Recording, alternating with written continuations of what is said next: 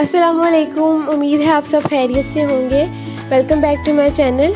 मैं आज आप सबके लिए होममेड बंस की रेसिपी लेकर आई हूँ, जो कि आप विदाउट अवन बना सकते हैं आसानी से, बहुत ही सॉफ्ट और बहुत ही मज़ेदार घर पर। तो आइए स्टार्ट करते हैं। सबसे पहले मैं किसी बाउल में 2 कप मैदा ले रही हूँ। उसके बाद इसमें मैंने 1 टेबलस्पून खुश्क दूध डाला है, हाफ़ टी स्पून इसमें जाएगा नमक, 1 टेबलस्पून इसमें चीनी जाएगी और 1 टेबलस्पून ही इसमें यीस्ट जाएगी। और मैं यहाँ पे 1 टेबलस्पून ऑयल डाल रही हूँ इसमें, बाकी 1 टेबलस्पून ऑयल हम बाद में डालेंगे। यहाँ पे मैंने नीम गर्म पानी इसके अंदर डाला है और इसको अब मैंने अच्छी तरह मिक्स कर लेना है।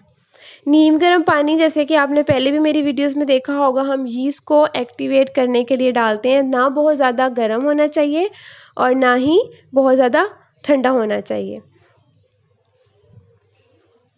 तो जितना आपको ज़रूरत है आप उतना उसमें डालें।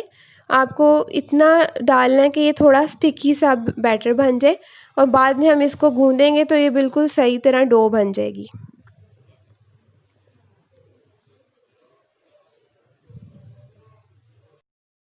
तकरीबन 1 कप इसमें पानी जाएगा, नीम गर्म पानी।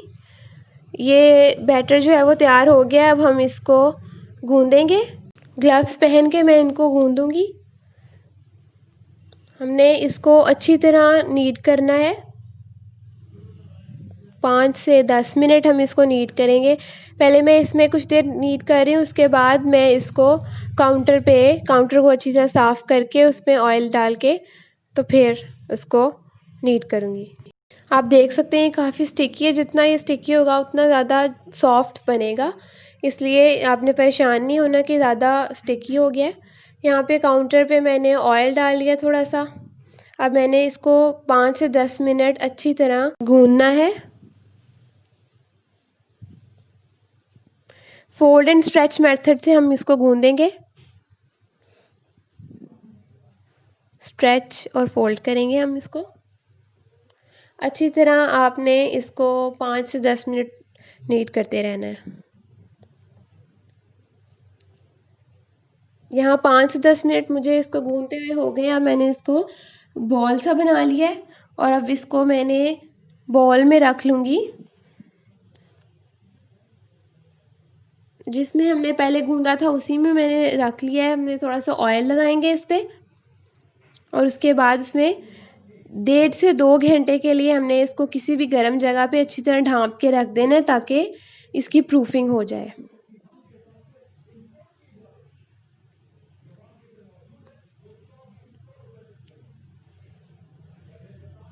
और ऊपर भी थोड़ा सा ऑयल लगा लें ताकि ये ड्राई ना हो। और अच्छी तरह ढाँप के आप किसी भी चीज़ से या क्लिंग शीट से आप इसको कवर करके किसी गर्म जगह पर रख दें। यहाँ पे 1.5 से 2 घंटे हो चुके हैं और आप देख सकते हैं डबल से भी ज़्यादा राइस हो गया है। बहुत अच्छी डो प्रूफ हुई है। अब मैंने इसमें से एयर निकाल ली है और अब फिर मैं इसको थोड़ी देर के लिए नीट करूँगी।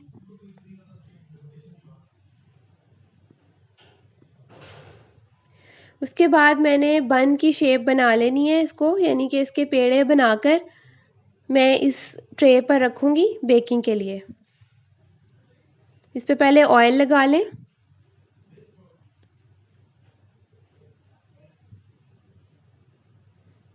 और उसके बाद आप जितने आप पेड़े बनाना चाहते हैं एक स्टैंडर्ड साइज़ के, आप वो बनाकर तो इसके ऊपर रख दें। उसके बाद हम फिर से प्रूफिंग करेंगे।